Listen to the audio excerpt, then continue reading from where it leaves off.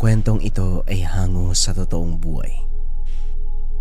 Mula ito sa isa nating kabayan na itago na lamang natin sa pangalang JR. Taong 1987, Bacolod. Tinawagan si JR ng nakababatang kapatid para magbantay sa 3 anak nito. Natanggap sa trabaho sa isang factory sa Marikina.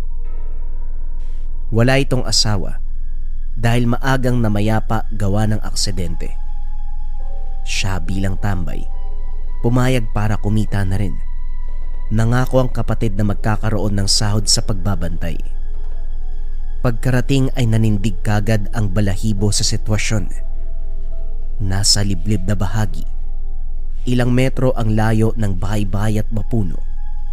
Galing din naman siya sa probinsya, pero sa kanyang pinaggalingan ay halos magkakalapit na ang tahanan. Nang makaharap ang kapatid, kaagad itong sinabihan ng mga gagawin. Sinabi na ang mga bilin, lalo na ang pagtitimpla ng gatas para sa bata, maging ang paglaban ng mga lampin, pag-asikaso pa sa 2 pang anak. Sa sobrang dami ng sinabi ay naguluhan. Ay sandali lang naman ate, sa dami ng sinabi mo hindi ko matandaan lahat eh. Basta, ako nang bahala sa mga batang to. Eto ang tanong ko, sinong palaiyak? Sinong maldita? Sinong pasaway? Sinong sakit sa ulo? Wika ni JR. Palaiyak yung sanggol syempre. Pasaway ang panganay. Sakit sa ulo naman yung pangalawa. Huwag mo lang pagbuhatan ng kamay o sigawan ha. Sabay-sabay iiyak yung mga yan. Ikaw din ang mahihirapan. Wika ni Joan.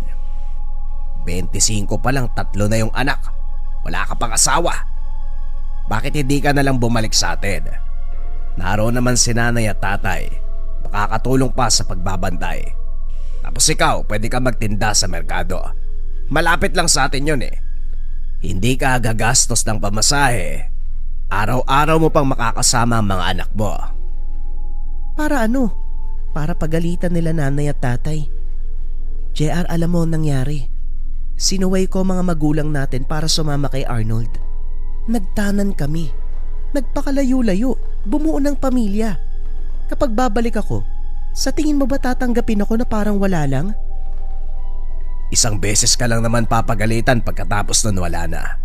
Sigurado akong lalambot ang puso nila nanay at tatay kapag nakita ang mga chikiting na ito.